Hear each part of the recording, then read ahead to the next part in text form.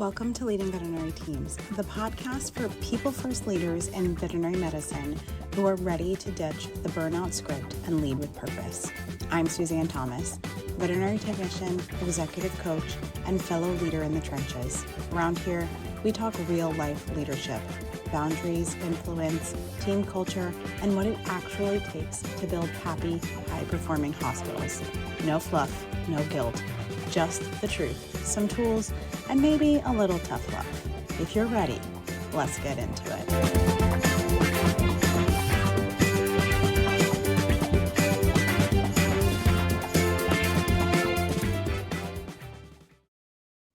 Hey everyone, welcome back to Leading Veterinary Teams on Air, the podcast where we talk all things leadership, team culture, and how to create veterinary workplaces where people actually thrive.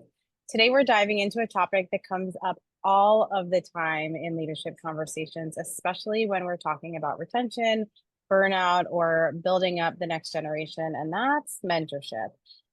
But not just mentorship for new grads. We're talking about mentorship for the whole team, doctors, technicians, assistants, receptionists, you name it. If you're on the team, we're going to talk about it. Because let's be real, everyone needs some guidance. Everyone needs some growth, not just the doctors. And I could not think of a better guest to unpack that with than Dr. Kate Boatright. Dr. Boatright is a veterinarian, a national speaker, a writer, if you don't know. Welcome to Leading He actually wrote the book on mentorship and a longtime leaders advocate for mentorship that actually ready works. to ditch the burnout Known script for and her lead with transparency, purpose. I'm her Suzanne practical Thomas, take on veterinary early career technician, development executive and coach, commitment and to fellow building leader in the workplaces where trenches. mentorship Around is here, actually we talk baked real into life the culture, leadership, not just boundaries, slapped on during team onboarding, culture, right? and what it So takes Dr. to build Boatright, I happy, am so high-performing excited to have you hospitals. here. And No for fluff, anyone who no doesn't guilt, actually know just you the yet, I truth, don't know how that's some tools, possible, but anyone who and maybe a doesn't know little you tough yet, can you If give you're us a ready, quick rundown let's of get who into you it. are, what drives you in vet med, and how mentorship really came to be such a big part of your voice? Yeah, so I have been in the field since graduating vet school in 2013. I went to University of Pennsylvania and went straight into practice after school.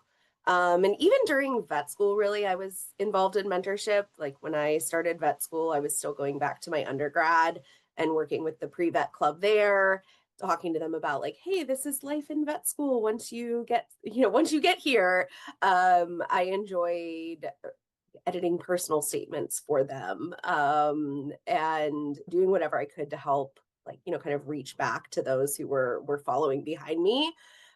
But when I came out of school, I went straight into practice and had a phenomenal first clinic. I got so much support, really good mentorship. And I know that's not the case for all new grads. I had some friends who were like, yeah, I didn't get that level of support. And as I've gotten further away, kind of into that, like out of the early career into that, like, I think technically I'm considered mid-career now, but I don't feel that I'm that far out. We were talking at AVMA about needing like a teenage years in the profession, like designation. I feel like I'm like that stage. But I was looking and I loved mentoring pre-vet students, veterinary students who were doing rotations in the clinic. And then, when we hired a new grad at the clinic, kind of taking the leadership role on mentoring that, and it just kind of came naturally to me. I really liked teaching as well as just coaching and supporting, because mentorship does encompass all of those things. And as I started to look at the landscape of mentorship, like it has grown and changed so much. And there is amazing support out there for mentees and our early career veterinarians. But we're telling practices, hey, you need to provide mentorship. But nobody's telling anybody like, okay, what does that look like? How do you do that? And so that was where I kind of found that gap. And that's the niche that I've been kind of working to fill. And it's based on a combination, like my own experiences of really good mentorship, my own experiences of really not great mentorship that I had at a different clinic that I worked at. But then also my experiences as a mentor, and then just consulting and talking to other mentors and seeing like what are the common struggles, and talking to mentees about what did you feel like you were missing? Like what worked, what didn't, and kind of putting that all together, trying to create this, recipe and resources to really support clinics. Yeah, that's really awesome. I actually am dealing right now with a clinic that is kind of talking about, do we hire a new grad? Do we not hire a new grad?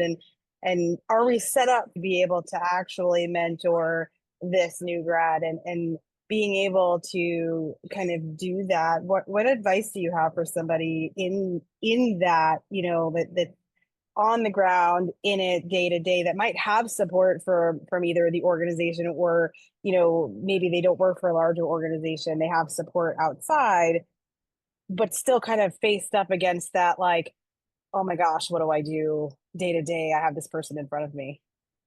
Yeah, so I mean, I think so. A couple of things that you definitely need to have to be able to add in like a new grad onto your team. So, first of all, like you have to have at least one vet who is like all on board to provide that mentorship. Because I've seen some clinics where like the owner or the medical director is like, yeah, we're going to add a new grad and just assumes that one of the associates is going to take on the mentorship role. Like, have a Yeah, conversation and find out, like, do I have anyone, or maybe I have multiple people who are really game to provide mentorship. If you don't have that, stop, do not pass go, do not hire a new grad, because it's not going to be successful. yeah, And then the second thing that I always ask practices, like if you're looking to hire and you're considering a new grad, like do you need a doctor to come onto your team who can hit the ground running, be ready to see like a full caseload, pretty quickly? If so, a new grad is not for you. Um, yeah, if you have a situation where, hey, we're looking to add another doctor, but we have some flexibility, it's okay if they're a little slower initially, if we can build up their caseload over time, and we've got the time and resources to be kind of patient, then yeah, you may be a good environment for a new grad. But I think yeah, hiring a new grad and expecting them to fill an associate vet position at full capacity from the beginning is not a reasonable expectation. There are some who yeah, can do it. Like I've met some yeah, incredible new grads and I'm like, yeah, you could hit the ground running day one. But I would say most new grads are going to need extra time, extra resources. That's okay. I needed them as a new grad. yeah, So I would say those are kind of some of the big things to consider. And then also, is your team ready to support a new grad? Because you can have an amazing vet mentor that's like all in, but your team members also have to have that patience and willingness to, to train and provide support. yeah. I was gonna say, what does the mentorship from the whole team look like, right? So when you have a doctor and they're new, and even when it's not a doctor and they're new, if it's a technician and you have anybody that's new, right? And having a new person, whether it's new to the industry or just new to your team, right? They need to learn your team. And so being able to have a new person coming onto your team, whether they're, like I said, new to the industry or new to your hospital, being able to have a team that is set up that has mentorship as a cultural norm. eh, how do we make that a norm in our team, right? That's something that is a culture thing, right? Would you agree with For that? sure. Yeah. And Yeah, and definitely, like, it really does have to be the whole team. Like even if you are just bringing on a new grad, you like the one clinic I worked at where I didn't feel like I had good support, a lot of that was because the team didn't have reasonable expectations for someone who was a year out of school. They hadn't worked with a recent grad in, a decade. And so the fact that I had to look things up more often, I was slower, was looked at as, as poor performance. And so, alternatively, if as the, if the team says, okay, like we know what to expect, we know we're going to help this person develop and build them up, then we've got, we've got that mindset that's going to support. And like you said, it can be any position. yeah, A lot of times like our CSRs or our assistants may be coming in with no to limited experience in the vet field. Or you may have a technician that is also coming right out of school into practice. And there are some things that, you really do only pick up like in practice. Yeah. Yeah. And kind of going back to your other point before too, not every person that's new is created equal, right? And so, for example, I am a technician, right? And when I came out of school, I immediately was hired as an oncology technician. That is not the norm, right? Right. Most people come out of school and they go into GP and they're in GP for a long time. And if they even go to specialty, there's a process before they even get to go to specialty. And I don't say that to like gloat or whatever. I just I was afforded some eh, because of where I live and whatever. I wound up in a specialty hospital very early on, and so I was afforded some privilege, I guess is the word that comes to mind, based on just kind of circumstance that I wound up being in the right place at the right time with the right people and was hired on and trained and had this experience really early and got technically skilled before I really had the knowledge to be doing what I was doing.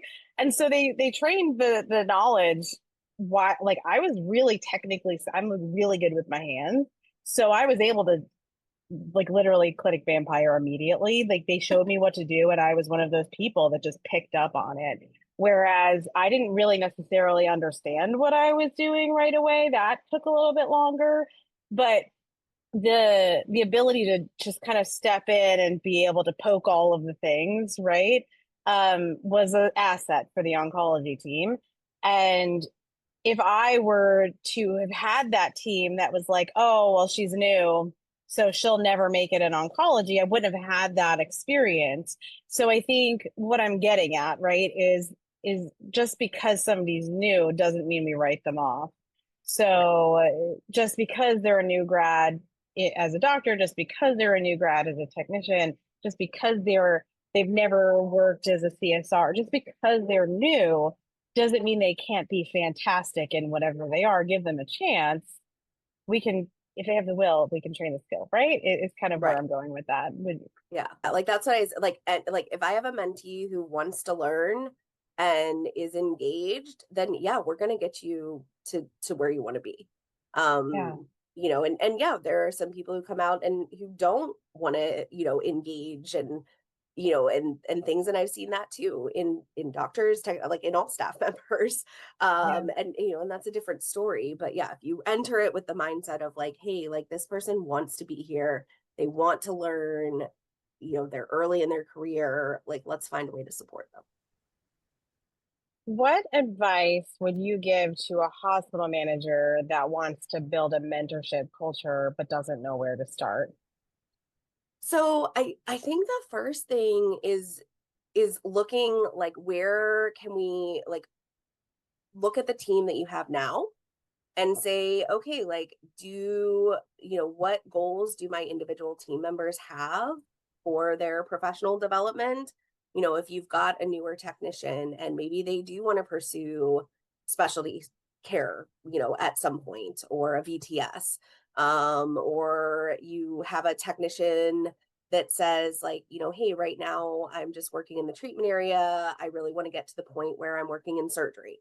Whatever. I think you start by looking at the individual goals that your people have, and start to find ways to support them and nurture them moving towards those goals.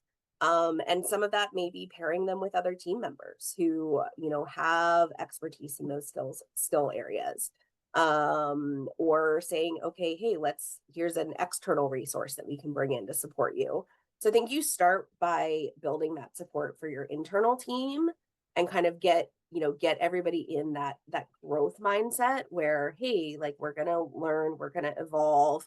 And then you can start, you kind of develop them as, into people who can be good mentors. And then you bring new people in to benefit from that mentorship. We talk a ton, at least lately, right? We hear a lot about burnout and compassion fatigue, they're two different things, but the everybody feeling stretched and all of that, right? What's your take on balancing mentorship and burnout, right? How can a mentor that's starting to feel that way, um, how can we mentor without feeling burnt out? Like how do we give from, like, we can't give from an empty cup, right? You hear that all the Right. time. So how do Right. we mentor without feeling like that?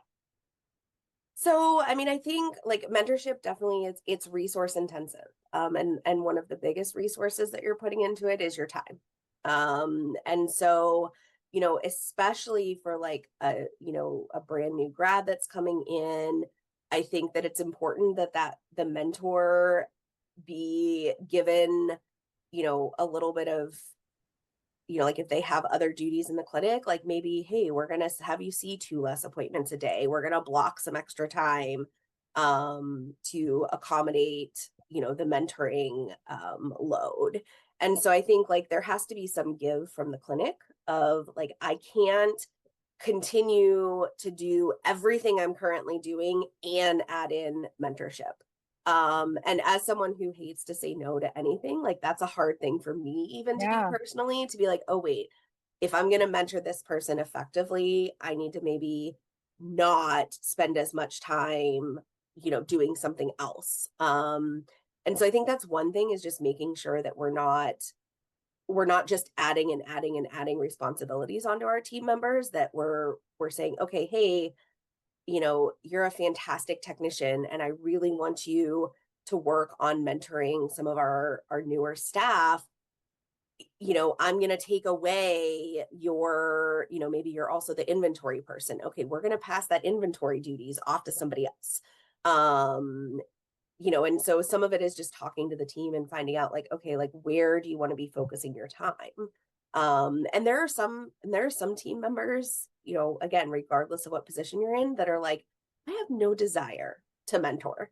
Like, I Yeah. will tolerate having a new grad around. I will answer questions as needed, but like, don't make me the go-to person. Yeah. And that's okay too. Like, so I think it's talking to your team and finding out like where their strengths are and playing to those strengths. And I do find mentorship to be, it is very personally rewarding. So like for me, when I'm actively mentoring, like I think sometimes that joy I get from it does combat the burnout a little bit.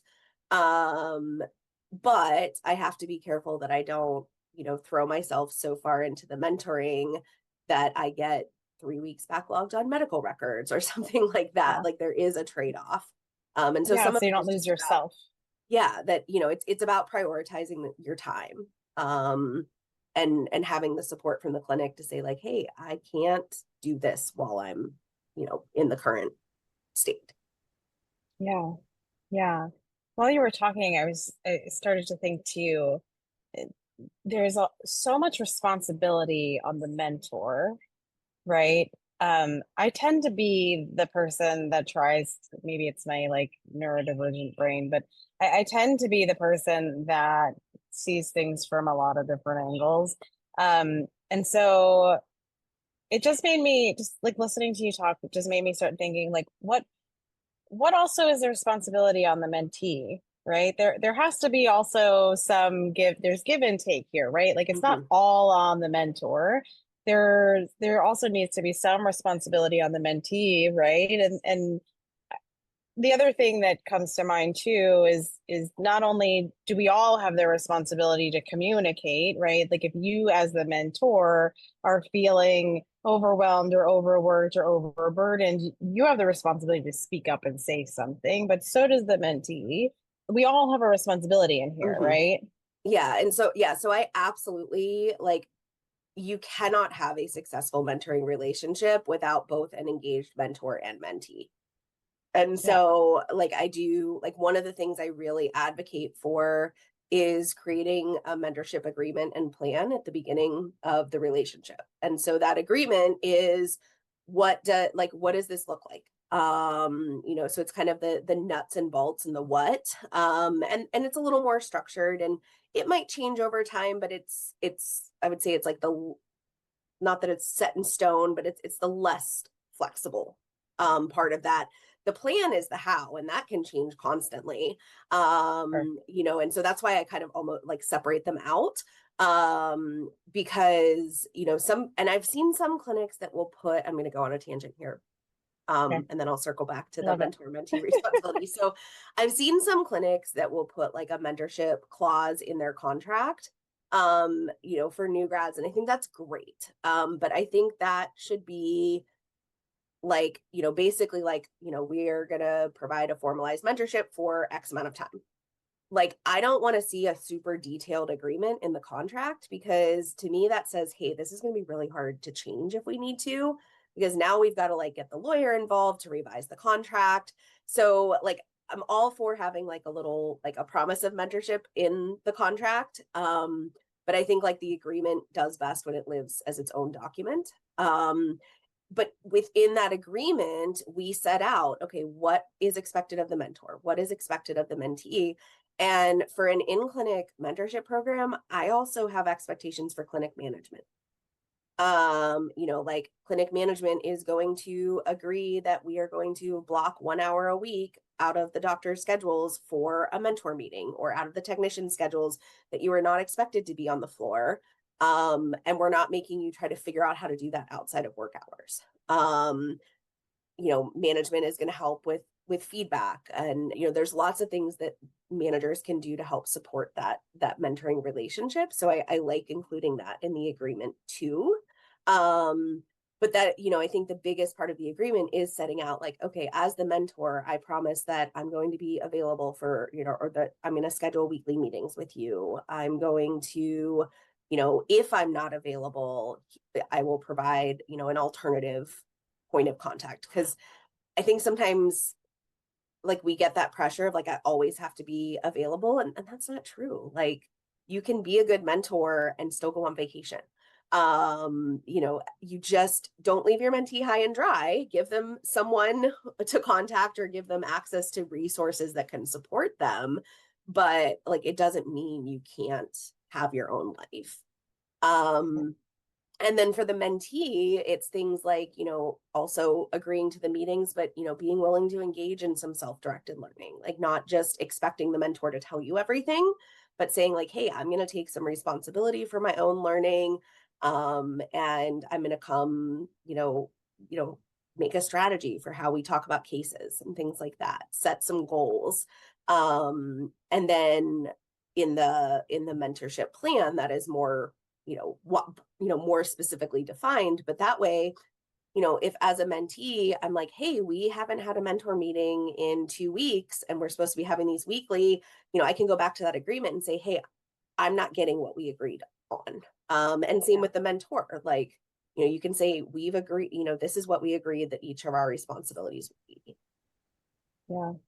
Yeah. And I mean, that goes back to just leadership, right? I mean, if you're in a leadership position, being able to follow through with the things that you have agreed upon is very important, right? And if you're not doing that, so if you're not doing your side of the your agreed upon job, right? Like, then you're not being a leader. So I mean, it sounds to me like a mentor is just an additional layer of leadership.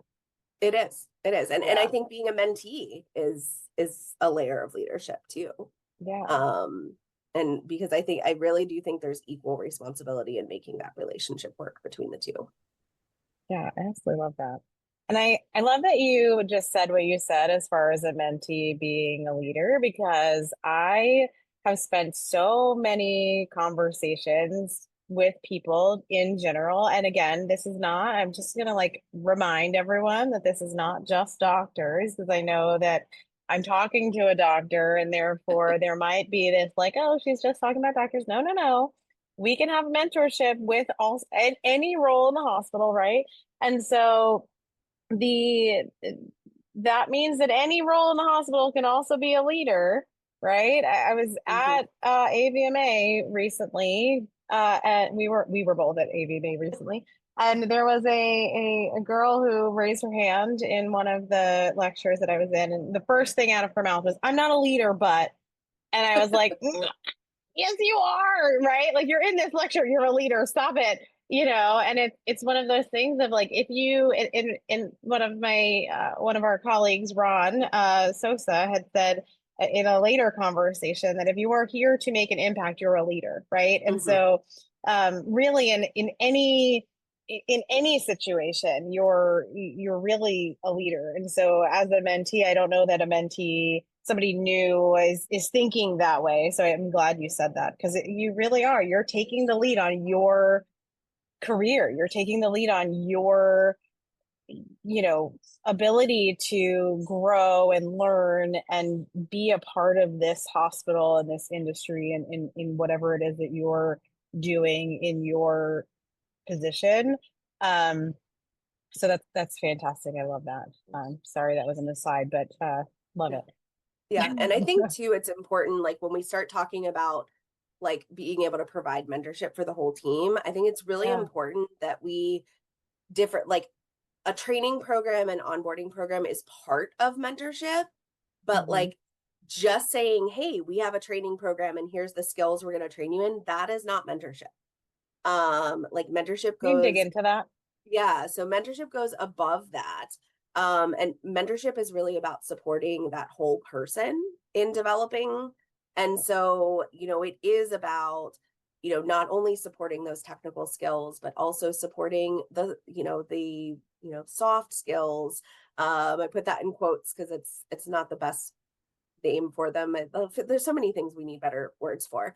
But like the communication skills, the delegation, the leadership skills, that all is supported through mentorship too. And as well as just like providing, that support to support well-being, teaching them how to navigate the hard things in the profession and then just being a source of support. And so, like, yes, there's part of mentorship is training skills, but I think that's in reality, that's only a small part of it. And I think sometimes, especially when we think about it, like, especially with like our technicians and our CSRs, if we say, yeah, we're going to provide mentorship to those positions, well, what does that really look like?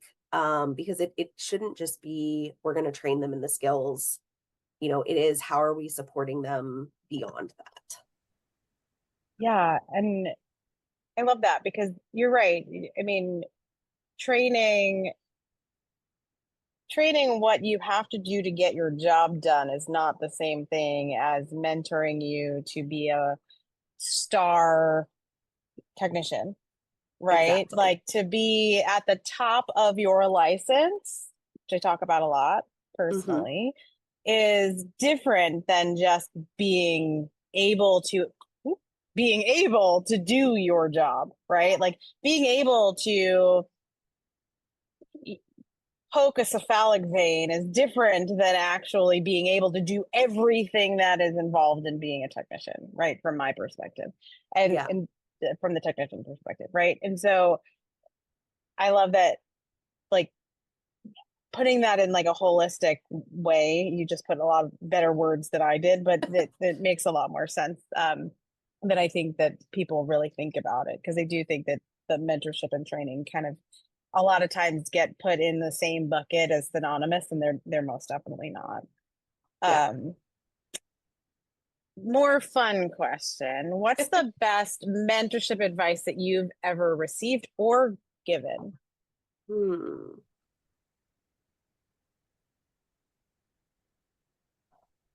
Be That's proof a that I didn't tough give one. these Yeah, that's questions a early. tough one. So I mean, I think some of the best advice um is on just like how important it is to listen. Um, and really like work with your mentee to find out, what it is that that they really want to do, and supporting them in that. Even sometimes that means like, hey, I brought this person in as a new grad, and their career trajectory goals are, they're going to outgrow this place, and it doesn't mean I can't still be an effective mentor and I can't still support them. But I think like kind of saying like, okay, like I hear that you want to, you aspire to do more leadership roles, or you aspire to, work in a more specialized environment, but what can we do here now to support you in moving in that direction? What do you say to people that are less or that are apprehensive about taking on a mentorship role because they know that somebody isn't planning on staying? So, I mean, I think there's a fine line. Like, I mean, they're like, if someone comes in and they're like, I am going to be here for 6 months and then I'm leaving, like that is, it's hard to, to pour at, and maybe you can still mentor them, but maybe you don't pour as much time into, that relationship, when you have a defined short-term relationships, it's okay. Here are the boundaries around what I can offer you. And I think, there can still be value in that.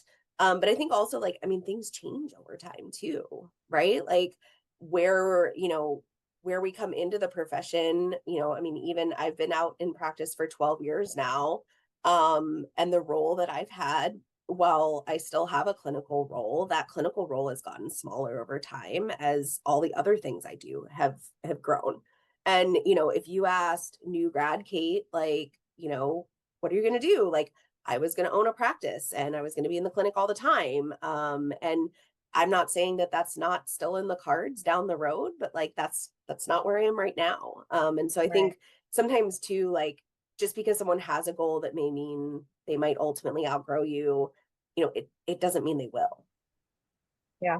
I mean, that's with anything, right? Circumstances change. Yeah. I mean, I left my first practice, like I said, was an amazing mentorship experience, but I left after a year. And I left because my husband and I hadn't been able to find jobs together and we were living 3 hours apart. And, I mean, my clinic knew that from the beginning, that, they didn't like when they hired me, we didn't know that because at the time, like he was still in his job hunt. But, by the time I started the job, I was very frank with them. Like, look, my husband couldn't find a job here. He's living 3 hours away where he could find a job. We're going to be, we're going to be able to spend weekends together. But like, clearly this is not long-term sustainable. And they still provided amazing support for me, even knowing that there was a good chance that I wasn't going to be there for more than a year. Yeah. Well, I mean, that's really awesome that they still provided that support, right? Yeah. I can't imagine the Dr. Kate Boatright that we would have today if they didn't. Right. Yeah, for sure.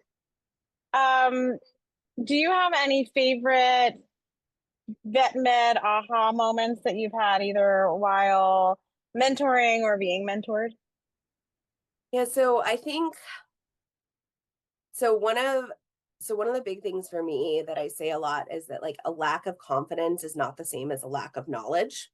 Because we see a lot of new grads that come out and they may not have a lot of confidence in their skills, but it doesn't mean they don't know what they're doing. But I also talk a lot about what I've termed the practical knowledge gap. So it's that idea of like you get exposed to so much during school, but it's not necessarily the stuff that you're going to see commonly.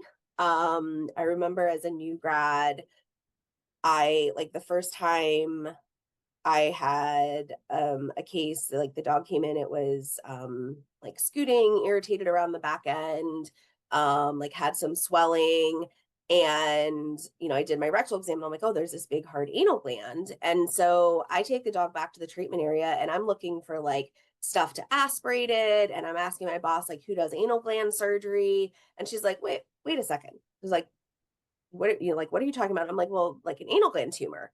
She's like, did you squeeze it? Like, why would I squeeze it? It's clearly a tumor. And she's like, no, it's probably an abscess. And I'm like, I don't think I knew anal glands could get abscessed.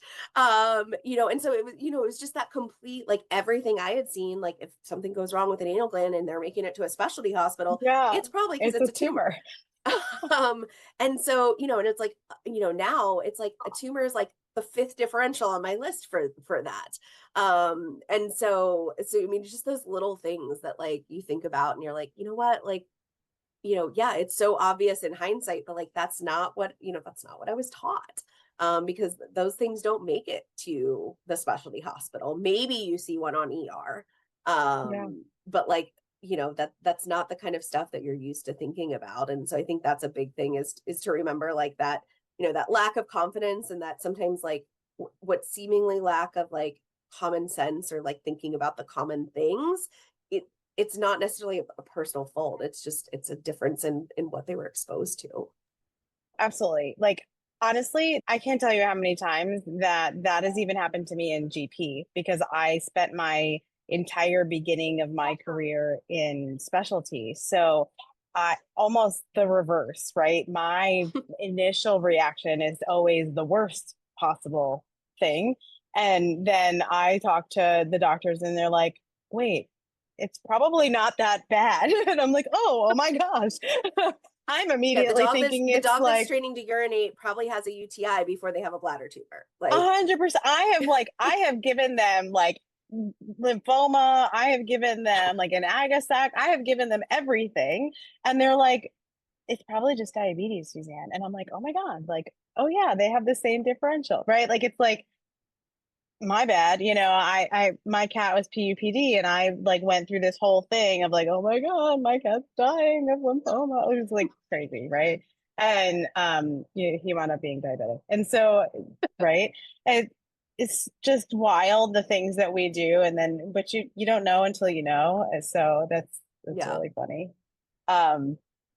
If you had to give advice at this point in time where you are right now, I know I didn't get my hands on your book. I saw your book.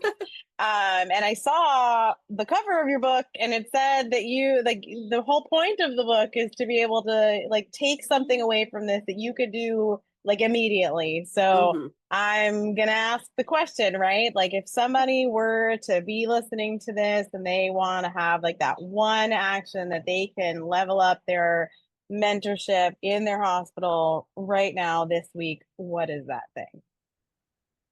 I really think the most important thing is just setting expectations. And so like one of the things, like we see a lot of statistics on, that new grads are gonna, a lot of new grads will leave. Like there was I think the most recent paper I saw was actually out of New Zealand. It was like 45% of new grads left their first position within 12 to 18 months. And number one cause of that was lack of mentorship. And I think for me, when I see the term like lack of mentorship, I think there's really two subsets to that. So there are some clinics where there is a true absence of mentorship and you're thrown to the wolves. I think that happens less and less now than it used to. But so I do think there are some clinics where that happens. But I think more than likely when new grads are saying, there was a lack of mentorship, I think it's more often that there wasn't an agreed upon expectation of what mentorship was going to look like. And the clinic maybe said, hey, yeah, we provide mentorship. And their idea of mentorship was, we're going to be around and we can ask questions and we're here to support you, but we're not going to have a super formalized program. And the new grad was maybe looking for that really formalized step-by-step regular meetings.